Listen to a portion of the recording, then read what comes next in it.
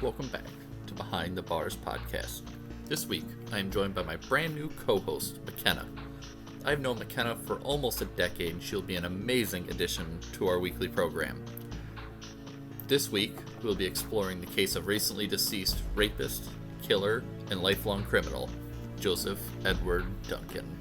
We hope you enjoy.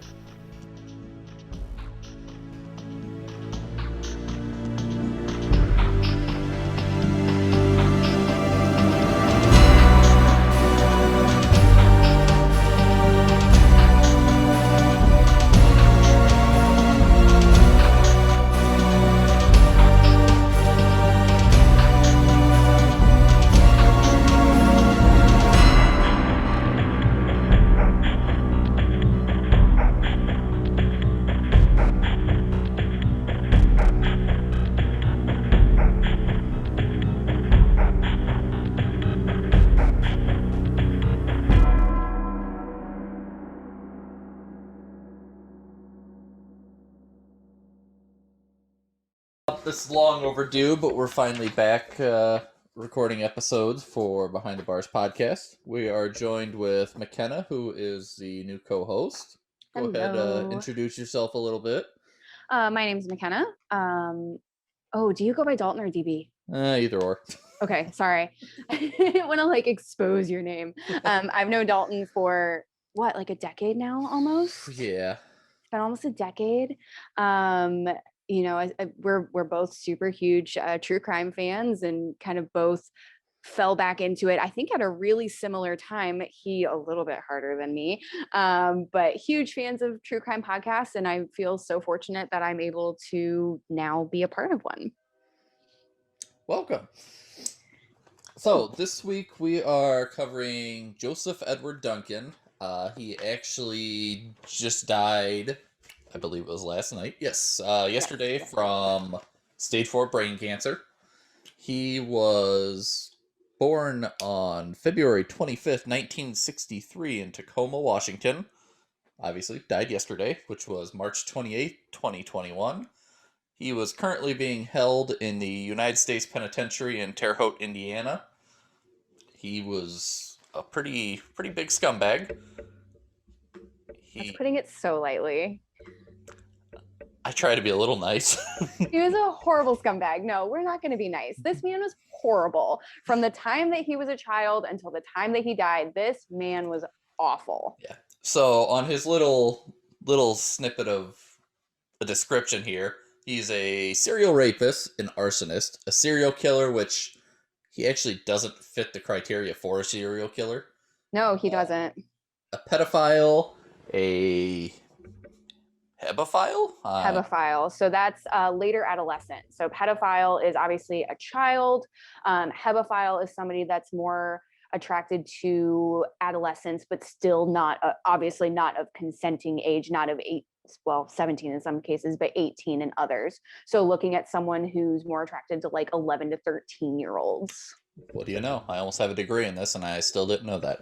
Haha. He's also, he was a family annihilator, a stalker, and an abductor. So he was a jack of all trades.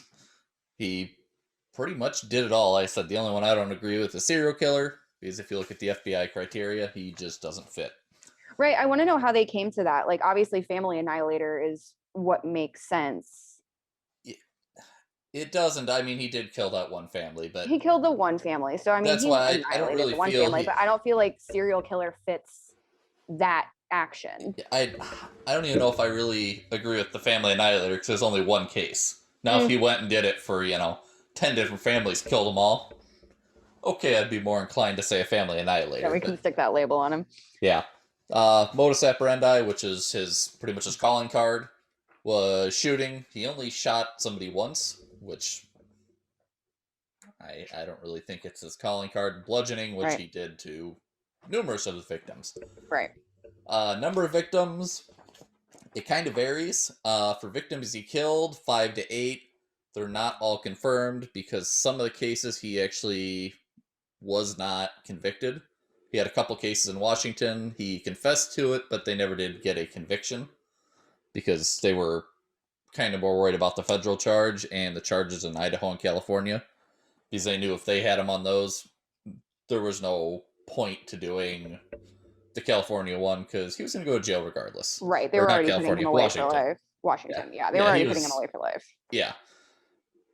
Other than the kills, 3 to 16 rapes, which, like I said, it's going to vary because he kept changing his story numerous times throughout his life in the trial. 1 to 7 molestations, one attempted molestation. That was, so there's a confirmed molestation of a little boy at a park. And then he, I think it's counted as one of the stalkings, stalked one of the little boy's friends and attempted to, I think had intent to molest him as well, but didn't succeed. All right. Span of crimes. He was in and out of prison. How many times we count? 6? 6. 6 times between 1978 and 2005. He was in and out his entire life. There's 2 different reports. First one says his first sexual assault was actually when he was 12 years old. Another one says he was 15. We're not entirely sure which one because there's only one place where I found the one from when he was 12, but it was a reputable source. So right, but I think we can say his first recorded sex crime was at 15 because that was the first one that he was convicted for. So whether or not he admitted to doing the one when he was 12, his first recorded sex crime is that one in 1978 in Tacoma, and that's when he raped a 9-year-old boy at gunpoint. Went to prison for that one for not long enough. I agree.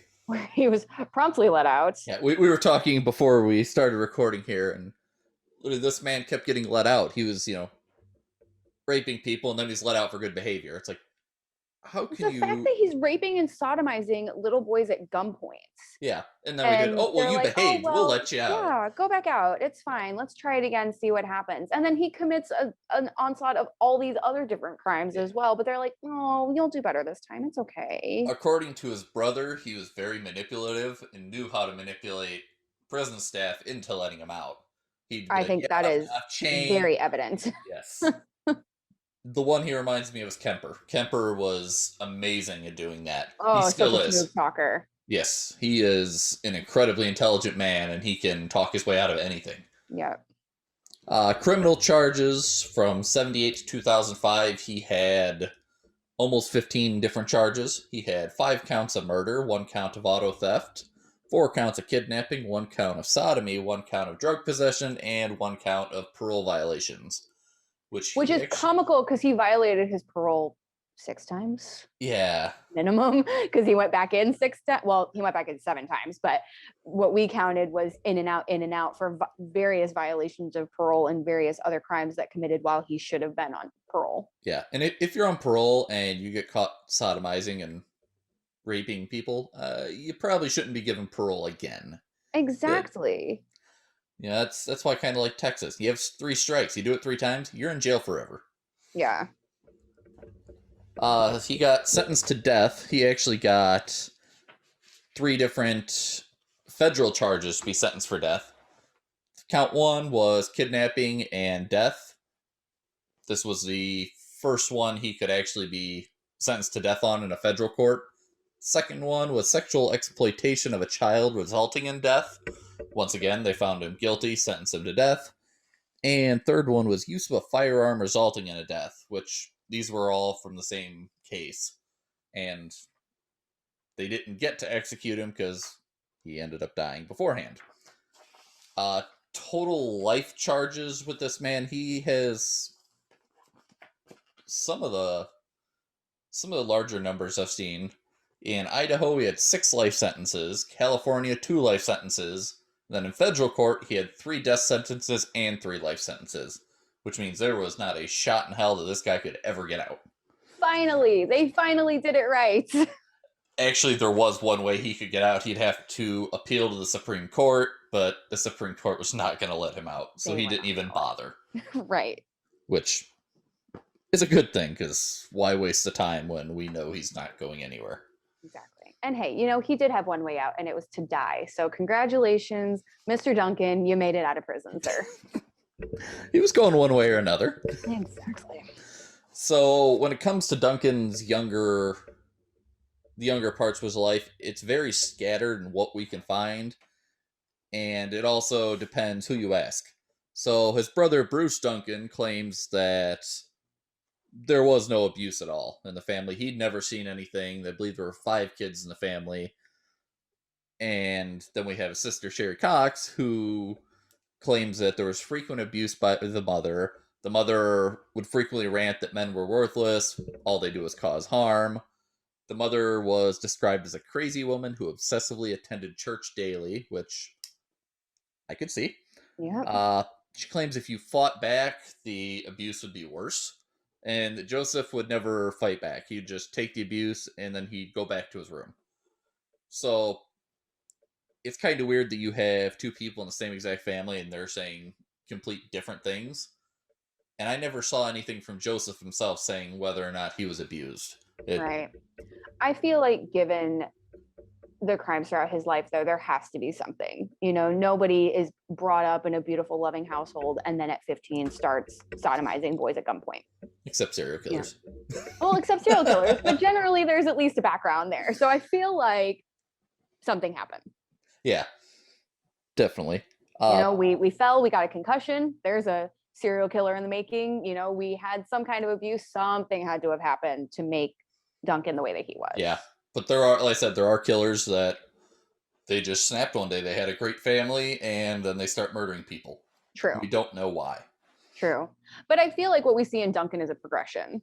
Oh yeah. Yeah, it's not like you said where, with some of these guys, they just snap. With him, we see raping, sodomizing, we steal a car, raping, sodomizing, and now we're going to massacre a family. Yeah. Like that, we've escalated a bit. And the fact that he's been doing it literally from 1978 until he got arrested in 2005. Right. So I'm curious how many cases we didn't know about. Because there had to be more, because that's literally all he ever did with his life was right sexually assault young boys. Fortunately, there was a 14-year break where they did actually keep him in jail because he was sentenced to 20 years at one point and then got out after 14. So blissfully, there was a 14-year break where he wasn't actually killing or sodomizing anybody, which is great. Yes, very much so. So the sister actually left home at 17, which I believe she was a couple years older than him, if I remember correct. And she only saw him one time after that in her entire life, which was actually when he was in a Washington psych hospital. Didn't say why he was there, when he was there, anything like that, but that's the only time she ever saw him after she left home. So it's weird that she'd come back, once his crime came out, then she magically shows up again. Yeah, it's interesting. Yeah. The brother, however, has no sympathy for Joseph at all. He claims that his brother is not a monster, he is a human being and he has feelings, but he doesn't value human life, which he's proven time and time again with, all the murders, sexual assaults, yada, yada, yada. He claims he has no pity for my brother or for what he did. I feel sorry for the family that he destroyed. So he was totally cool with his brother being sentenced to death because he deserved it. Which valid. Yeah. But to get a family that, says, yep, he deserves it, that's pretty rare. Usually they try to defend him somewhat. Right. Usually they'll stand by them until the end. But I mean, I think with how horrific his crimes were, I don't think there's a way that you can, even with it being your brother, stand behind that and say, no, he's still a great guy. No, he's not. Yeah. So in 1980, he was released from prison. I lied. He was not released from prison. I was reading the wrong thing. So in 1980, he stole a bunch of guns from his neighbor and abducted a 14-year-old boy and proceeded to rape him at gunpoint. Yep. That was when he was sentenced to 20 years. Yep. Correct. So once he got out on parole 14 years later, which was 94, he bounced around the Seattle area, odd jobs, living here and there, nothing real. Never really did anything with himself. 2 years later, in 96, he was arrested again for marijuana use, which, not really a big deal. Right. Released on parole, It's several like weeks several later. weeks Yeah. later. Yeah. New But restrictions saying, hey, then, don't do this again. Well, right. clearly it's Which not I gonna mean, listen. fine, slap on the wrist for weed, like whatever. Yeah. However, what's so messed up is that this is when they believe that Duncan murdered two people in Seattle, Semiejo White and Carmen Cubias. Yeah. And then went on to California and committed the Martinez murder. Correct. Both of the cases went cold until he was positively identified in the Martinez murder later on. I think in August 3rd, 2005, the sheriff officially announced Duncan's connection with the Martinez case. Yeah, and that was after he murdered the Gronies. Yes, that was when he was already incarcerated at that point. So it's crazy that he went for what, 8 years without anything for that. I mean, obviously they thought it was him, but right, they couldn't prove it.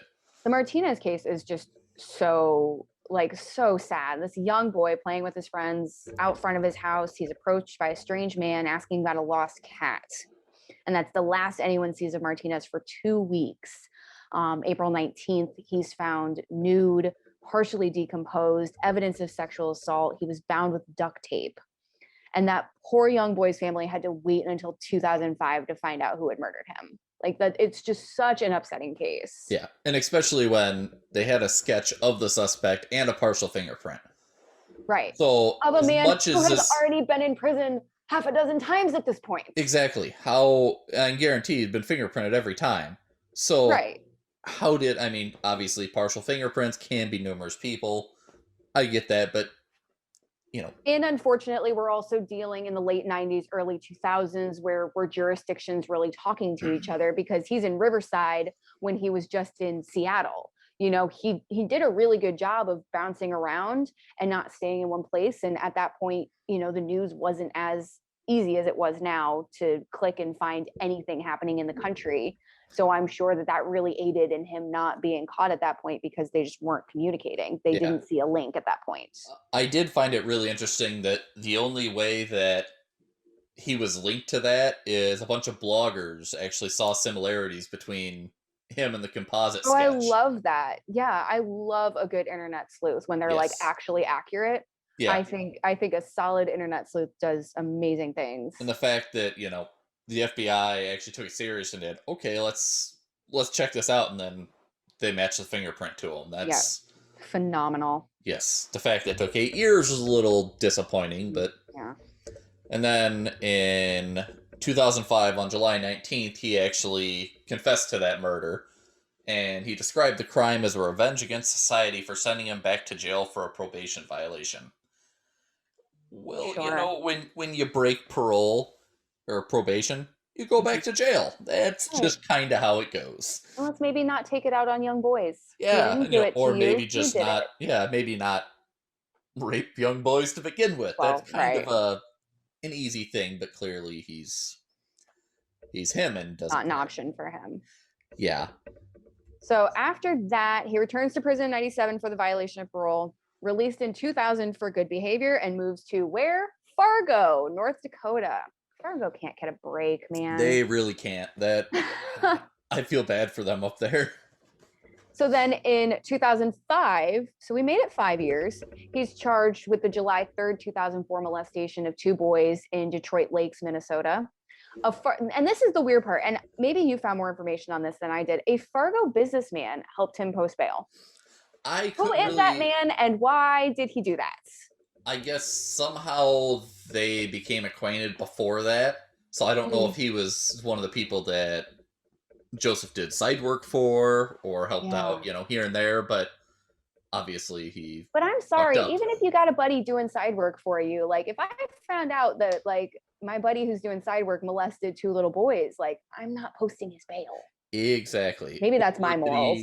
Or that he keeps breaking his parole and whatnot over and over and over. It's like, why would you vouch your money? I mean, he came up with what? Bail was $15,000. Yeah. So usually 10%, so $1,500. I'm not going to pay $1,500 to get an acquaintance out of jail. Absolutely not. And then even better, he gets out and he ghosts. Yep. Which, I mean, smart. But like, this guy posts his bail and then he's like, peace, I'm out. And then he winds up getting a federal warrant issued for his obviously unlawful flight to avoid persecution. And that was less than a year before the Groney murders. So he got out, he went to Idaho and went berserk. Yeah, he really did bounce around quite a bit. You know, we have Idaho, we have California, we have North Dakota, we have, where else was he? Washington. I mean, yeah. Thankfully he kind of bounced around up there and he didn't really come over any further. Right. But it was weird that he kept going back to the same spot. It's like, clearly this isn't working out. Right. Clearly we had like a stomping ground and maybe we needed to not do that anymore. Yeah, but you know, after 6 times, why not? Maybe the 7th will work out. Ugh. So, tell us about the Groney murders. Oh, okay. Here we go. May 26, 2005 in Kootenai County, Idaho. The bodies of Brenda Groney, 40, her boyfriend, Mark McKenzie, 37, her son, Slade Groney, 13, were discovered in their home along, you told me how to say this, Lake Coeur d'Alene? Coeur d'Alene. Coeur d'Alene. Which, it strikes me odd that Slade was not kidnapped as well. Right. Why was Slade left? Yeah, because it never really said why, but I mean, he liked the young ones, and then, right, as you explained, he liked the teens. I don't know if, you know, just I feel like Dylan time. And Shasta were probably just more his flavor, or he realized he could only handle 2 and not 3. True. It could have just been a logistics thing of, if I'm going to go and torture and rape and molest children for however long until I'm done, like I can probably only do 2. I think what really messes me up is he didn't kill Shasta. Yeah. I don't understand that. But anyway, we're getting ahead of ourselves. So the bodies of Brenda, Mark, and Slade all found dead in their home. Homicides were deemed to be blunt force trauma to the head. And then Dylan, age 9, and Shasta, age 8, were missing. This is hard to read. Here we go. Duncan, wearing black gloves and holding a gun, zip-tied the mother's hands as well as the mother's fiance and brother, that we Slade. Dylan and Shasta were placed inside a stolen rental car where all they heard was screaming while Duncan bludgeoned the 3 to death. Dylan and Shasta were taken to other locations where they were molested for 6 weeks and stayed at multiple campsites while Duncan told Shasta how he had beaten her family to death with a hammer. Dylan's remains were found in a remote woodland area after she was recovered. On July 4th, 2005, investigators found human remains at a campsite near Lolo National Forest, which were positively identified as Dylan. I just saw it. Sorry. Hold on. I have to find the thing about the Denny's. Oh, July 2nd, 2005. Shasta is seen in a man's custody at a Denny's. 2 customers recognized her and called the police while preventing Duncan from leaving, where he was later arrested without incident and finally went into custody for the last time. Yeah, the whole ordeal with the cabins was that was actually one of the things he got sentenced to death for.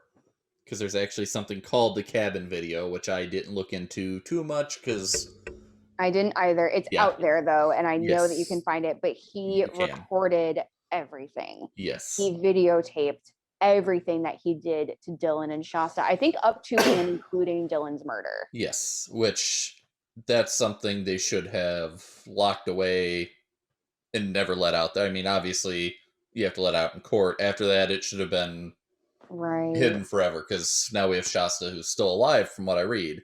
Yes, she is still alive to this day. You know, it's bad enough that she went through this and saw, well, first she saw him try to murder her brother, and Duncan put a shotgun to his head, pulled the trigger, but it failed to go off.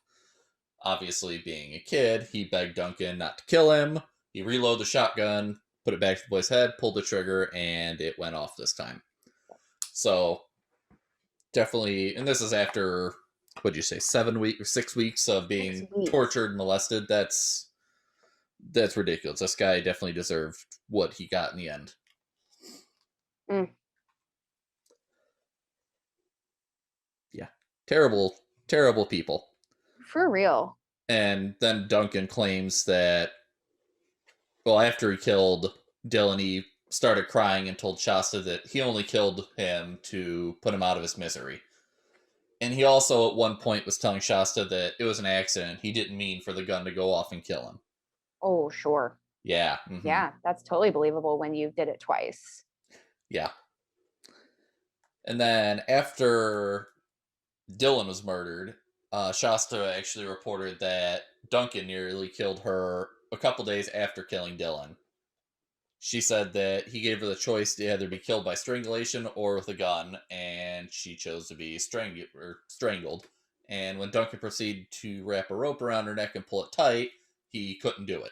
Shasta begged Duncan to stop using his nickname Jet, and immediately he stopped. He started crying, and then asked if he would like to meet his mother, which is really weird. I mean, you're molesting and murdering these kids, and oh, hey, do you want to meet my mom?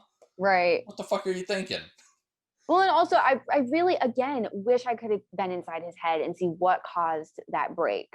Yeah. What was it about Shasta that you couldn't, like, I'm so grateful for her. I'm so happy for her that, like, he saw something in her that he just couldn't eliminate. And that is so wonderful for her. But, like, what was it? After all these kids that you have hurt, after murdering her entire family, and you have abused her for 6 weeks now, why at this point can you not do it? Yeah. And the fact that she agreed to it was probably the best decision she made, because it got him to drive back to Coeur d'Alene, which is eventually where they got caught. They stopped at a Denny's, and that's where she was recognized, and he was taken into custody. I mean, that's one of the smartest things that she could have done. And it does strike me as odd that, you know, he really hasn't said anything about abuse, but sister claims, you know, she was horribly abusive, but yet he wants to bring this young girl to meet her. Right. Like, what are you inviting there? What are you inviting or implying? Like, what's the rationale? Clearly he's not mentally competent. I mean, I know I was reading one of his, what do I want to call it? One of his attorneys that he had even questioned his mental state. They said he would go in and out. He'd be sane, and then all of a sudden he'd be talking gibberish and go completely off in a different direction. But yet Which makes it even more comical that he was deemed competent. Yes. Because on April 14th, 2008, during his trial, he dismissed his attorneys, like, you know, a totally sane person does, and offered to represent himself. And then, of course, had an evaluation to determine his competency and his ability to represent himself. And they determined that he was indeed competent enough to represent himself in a quadruple homicide. Yeah. Wow. Sure. Yeah. And before he was tried federally, the attorney he did have didn't even try to get him off on saying, hey, he's not mentally competent. Didn't even try it. It's like, you would think that would kind of be one of the first things they would try, because right. That's where these first things always go. It's, oh, well, they're, you know, criminally insane, or they're not mentally competent, which right. And they didn't even try an insanity plea with him. They tried every other plea in the book. I think that was something that Joseph didn't want. Right. I mean, clearly he wasn't all there, and he probably shouldn't have been, but they just kept proceeding anyway. With what he did, I don't think they were going to give him any chance to get out of it. No. Which I don't blame them at all. The federal judge was quoted saying during the trial, in 31 years of being involved in the criminal justice system, I have never met a more evil person than Joseph Duncan. Which, to have a federal judge that's been doing it for 31 years to say something that extreme. That's impressive. Yeah. Yeah, I mean, granted, it's one in Idaho, but still, that's insane. Yeah. And then I also like just a fun tidbit. I love that Arnold Schwarzenegger got involved in this case. did he really? Yeah, well, because he was the then governor of California, and they were trying to extradite him to California for the Martinez case. Um, and so Arnold Schwarzenegger even did an appeal to get him extradited to California, but I don't think it even went through. The federal trial proceeded, and then eventually he was extradited to California 5 months after being sentenced to death by the federal court. Right? I got nothing on that one. Like, fun fact, like, you're so horrible that even Arnold Schwarzenegger's like, bring him here Yeah. so we can get him. Like, So he had a blog online, which I'm assuming somebody else was writing. He would write it, he would send it out, they'd upload it. Before he died, he claimed that he was waiting for his release day, which is execution, obviously. Which is kind of weird to label it as that, but he knew he wasn't going anywhere. right. I mean, he was done for.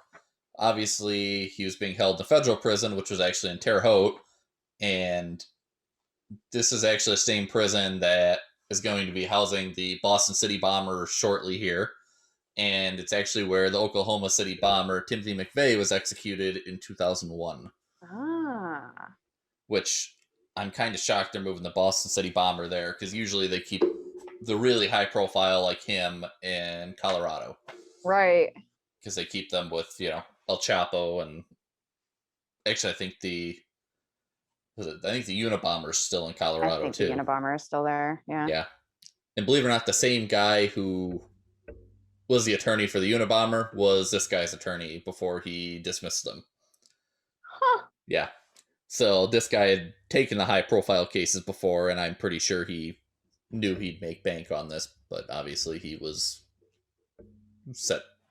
gotten rid of. So Dismissed by the ever so obviously very competent and intelligent Joseph Duncan. yeah. So he was sentenced to death in 2005 by lethal injection, yet there was never a date set to execute him. So the fact that 16 years went by and we didn't have a date to kill him. That's so weird. And this I is think after it's probably because it was appeal after appeal after appeal. It was, but he refused it. He didn't want to appeal because he waived his right to fight the death sentence. And I mean, the attorneys tried to appeal, and he said no. He's like, right. And then he did kind of have a change in that later on, though, because in March, when it was revealed that he had cancer, they tried to appeal again to get him out, kind of a compassionate release, which obviously does not shouldn't be out. He doesn't deserve that. I wonder, like, because obviously you don't develop terminal brain cancer overnight. I wonder if there wasn't some indication that he was getting ill, and they were like, we know that this cancer is going to take him out, so let's not even spend tax dollars on executing him. Yeah, because they claim they found it. Yeah, they found it in early 2002 because he had brain surgery in October of 2002. Okay. They didn't really go into what the brain surgery was exactly, but obviously it was cancer and he's not going to live. Right. So we knew in 2002, and then he was arrested for the Gurney murders in 2005. So he was already 3 years into growing whatever he was growing. Oh, sorry, not 2002. 2020. I can't read. Oh, my bad. That makes a difference. I was like, dang, he had this 3 years before. Gosh, he's really getting around. And then a month after his brain surgery, the medical staff with the Federal Bureau of Prisons actually told him that he has 6 to 12 months to live. Oh, which, pretty good guess. He lasted 5. I mean, that's pretty solid. Spot on. Solid, yeah. So I found a snippet on Shasta Groney, who is the only survivor of any of his crimes. I can't remember when this was written off the top of my head here. This was written in 2015, so it's a little old, but at this point she was 18 years old, and it's reported that obviously she's having difficulty. She's had run-in with police and quite a bit of time in juvenile treatment, which, not surprising. I mean, she experienced these horrific things. I don't think that she will ever. I mean, she may live a somewhat normal life, but I don't think it'll ever be, quote No. unquote, a normal one I was that gonna what say it I don't should think be. she'll never be normal. And I don't think you can be when you've undergone that kind of trauma at such a young age. Yeah, I know the sergeant for the Kootenai County Sheriff's Department who took care of this. He still, to this day, says, I don't think a day will ever go by that I'm not thinking about the case and the videos, referring to the cabin videos that they had to watch. The videos I know really were horrible for the investigating officers. Because It scarred a lot of them. he actually thought it was a prank that he was being called in the night that they found Shasta, because it was his 50th birthday and he had it off, and they Oh, called him saying, hey, there's a report of multiple murders, and he's like, yeah, okay. And whatever. turned out it's going to be one of the worst calls that he had in his entire career. Oh, that's miserable. Yeah. And he was the same guy that got called when they found her at Denny's, which, according to this, was at 2 a.m. So he got a call at 2 a.m., woke him up saying, oh, hey, by the way, the guy that kidnapped her, yeah, he has her at Denny's. Right. And he put her in the bathroom. Yeah. He didn't say that. He walks in, there's two young men that are standing outside smoking. One of them recognized him from, or I think recognized Shasta from like a missing persons billboard. No, like alerted the employees inside. But in that time, Duncan puts Shasta in the bathroom and then comes out. And at that point is detained by the people in the restaurant. Police arrive shortly after, and Shasta is still in the bathroom. I don't know if he locked her in or just told her to stay there, but for some reason, instead of just being a normal human and sitting down at a table with her, he put her in the bathroom. I think he knew something was up, Right. because obviously when people start looking at you like that, there's something going on. That's true. That's true. I'm So, sure he heard whispers. yeah. So, like I said, thankfully, he is no longer with us. He totally deserved what he got. I don't wish brain cancer on anyone, but, well, But if if you do anyone that, deserved it, it's Joseph Duncan. absolutely. So, thankfully, we don't have to house him or pay to feed him or pay for his medical treatments, because I can guarantee we paid for his brain surgery. Oh, absolutely. Which, like we said, why are we doing this life-saving surgery on you when you're going to die anyway? We're literally No sense. putting you to death. Makes no sense. Yeah, at that point, move the date up. Well, you're not going to make it. Well, we'll take care of you. Mm. There's a really lovely quote just to end off with. It's Anthony Martinez's younger brother, Marcos, was quoted yesterday saying, nothing can bring my brother back, but now Duncan can never hurt anyone again. Because of him, I will spend the rest of my life doing everything I can to fight against any evil left in the world. I like it. Right? All right, well, thanks everyone for your listen. We will actually have, who are we covering next week? I know you picked him. I can't remember. We talked about it. He's the top Kansas, one on your list. Kansas City Butcher, I do Yes. believe, which is Robert Berdella, which is another crazy case. Yes. So we will be back next week with him. All right. We will see you all next week. Until then, stay safe.